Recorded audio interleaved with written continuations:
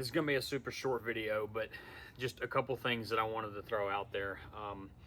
And I might kind of turn this into also a review on what we have and kind of what the build's going to look like. But if you haven't already seen a previous video, we did trade in the Land Rover, and you are looking at our new Overland rig for 2026, and I cannot be more excited.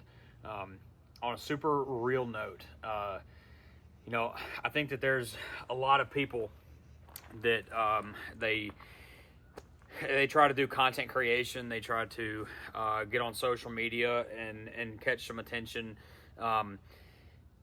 If you've probably seen some of my videos, you've seen my logo, which is called Aero-Lens imagery, and I do a lot of drone work. I do some videography, photography. I'm trying to it is very dependent on equipment, but I'm really trying to get more into the cinematic side of videography. There are some incredible inspirations that I have on YouTube. There's some guys that really do it right, and I love that.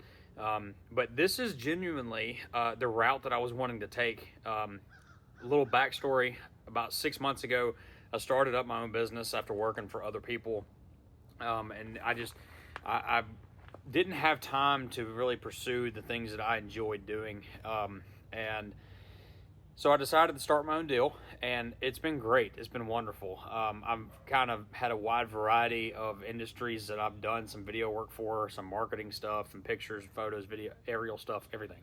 But 2026, I've got some really big plans, and I really want to utilize my YouTube channel because I'm just going to throw it out there. I don't honestly make a whole lot of money, especially just now starting off. And I know that content creation, there can be great money in it, but it's not really about that. I'm more happy with the idea that I get to experience my favorite hobby, being off-road, going camping, I've mentioned that I really like all the gear, and so that's kind of one of the reasons that I got the Jeep and I've started to post more on YouTube, was because I feel like a lot of people can relate to me and my content. And so I do want to first off say I am so very thankful. I think as of right now I have 210 subscribers. That has grown over 100% in the past 30 days, and 200 subscribers does not seem like much, but that is wild to me. I see these other channels and they're got 30,000 subscribers, 10,000 subscribers, and I'm like, I don't even know I don't even know how I get there. But if you were one of my 205 subscribers or whatever it is, I just thank you so much. Really, it means the world to me. I'm every 30 minutes checking my YouTube studio stuff to see how many views one of my videos has or how many subscribers I have, and it's a blessing that I've got the following that I have now. This is going to be an incredible opportunity for me. 2026 is going to be so much fun. I've got some really fun trips planned. We're going to be again building this out. I've been in touch with a couple different companies about doing some potential sponsorship type things, some ambassador programs. I'm currently waiting to hear back from 2 of them. They are going to be Jeep related.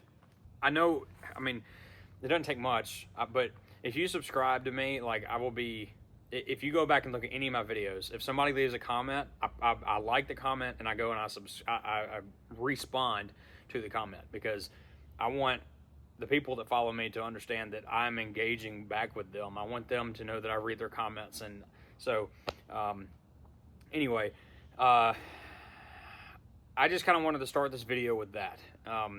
And I know I do a lot of talking, and I'm sorry, I'm going to do better about that. But we're going to do the second half of this video. We're going to discuss some of the future plans that I have for my Jeep. And I want everybody to know that I try to do things as budget friendly as possible. I don't try to go all out. I'm not building a SEMA Jeep. I want something that is universally beneficial to whatever trip that I do. Obviously, primarily geared towards overlanding. So anyway, let's start going over a couple things. Let me just kind of go over what we got so far. So, Jeep 2008 Jeep JK. This is a 6-speed manual. It is not re-geared. So currently the way that it sits is a 2.5-inch BDS lift kit. It is a full suspension lift, so it's got the springs and the shocks. For some reason, I did look up, part numbers and everything. The rear has Rancho shocks, so I'm not really sure about that, but I'm replacing all the shocks soon anyway. This does have an aftermarket front bumper on it. It looks like they took the original bumper off. They cut the plastic piece off of the original bumper, capped it with metal, and then put it back on there as a stubby. So it's kind of a cool, neat looking bumper. And it is, set up and ready for a winch. But I'm going to be replacing this with a more of a tubular style bumper. That's also a stubby, maybe even a little bit more stubby than this, so that I can run larger tires. Now, tires currently have 35, 1250, 17 BFGs. I love the 17-inch wheel. I'm probably going to keep a 17, but this particular tire has about 20%, or I'm sorry, this particular set has about 20% left on the tire, maybe even less than that. And so I have my fingers crossed. I've been talking to a couple of tire manufacturers. I'm hoping that for this year I can get some ambassador programs to help out with potential tires. There is a tire that I'm really hoping works out. It's a brand new tire, and it's an XRT. Now, I'll let you guess what tire that is, but it is an XRT. It's not a mud tire, so but it's still very beefy, and I'm really hoping that works out. So stay tuned on that, because if that works out, I'm going to be doing a huge review, huge video, everything on that. I have Rough Country inner fender wells. I have Smitty built XRC, I think that's XRC, it's Smitty built fenders. I really like these. They are ridiculously heavy duty and really thick, very well done. The rear has not been done yet. That's coming soon though. It still has the stock fenders that have been rhino lined over. I'm going to end up taking those off and putting those thinner metal fenders on them. As far as inner wheel wells, I have Rough Country on the front, and then I also will be adding some in the back. I don't have any in the back yet. As far as the suspension goes, I'm going to be running heavier drag links, sway bar links, tie rod ends. We're just going to be kind of doing like a full front end facelift, if per se, because the shocks that I have on here and everything else is just kind of getting a little bit old, I believe. I don't think they offer this shock anymore. Maybe I already said that. Did I already say that? Am I going crazy? I don't know. That is what I've got now. Let's talk about future plans. My vision for the Jeep. I don't know if I'm going to go any higher with the lift kit, because you just got to start focusing on drive shafts and well, I guess that's really about it. So if that's it, I don't know. If I get some kind of crazy deal and I can put a 3.5-inch lift versus the 2.5, then I may end up doing that. The plan is to run 37s. I plan on potentially re-gearing it. So obviously it is factory right now. I may end up going to a 488 or a 513. I'm just now learning kind of about the gearing ratios and everything. So if you run 37s or maybe even 38s on a Jeep, tell me which one is better for what. I've heard that if you're doing more highway stuff, that you'll be okay with 488s. If you're going to be doing a lot of heavy off-road stuff, maybe 513s. My thought is, since I have a 6-speed manual, that pushing 37s will probably be a little bit more efficient than an automatic. It's not going to be necessarily straining your transmission quite as much. So because you can kind of, mess with your gear shifting and your RPM and everything like that. Like I said, I'm going to be putting a new front bumper on it. The lighting. So the lighting is going to change depending on what I'm doing. I've never run amber lights before, so I am going to be running, hopefully, if I can afford it, I'm going to be running the 5-inch pods across the top, like Baja Designs style, and then potentially some cube lights down the front, corners at least. We'll see what happens there. I'm not sure about the corners. I'm kind of 50-50 on the way that looks. Front grill is going to be replaced. I'm not going to go with that like angry face grill. I don't think that those look good. I'm going to go with something that's a little bit more classic looking. The screen in this one's kind of starting to fall out, so just losing its color, doesn't look quite as good. The headlights, taillights, and blinkers are, or at least the headlights are aftermarket. These are those like the Oracle style, like the 6D or whatever. They're bright, just the standard headlight, but the brights, when you put the brights on, it cuts off half the light and only shows out the top, and I'm not a fan. So I'm going to be replacing this with those LED style headlights, the blinkers as well, and then the rear tail lights I may end up going with Oracle.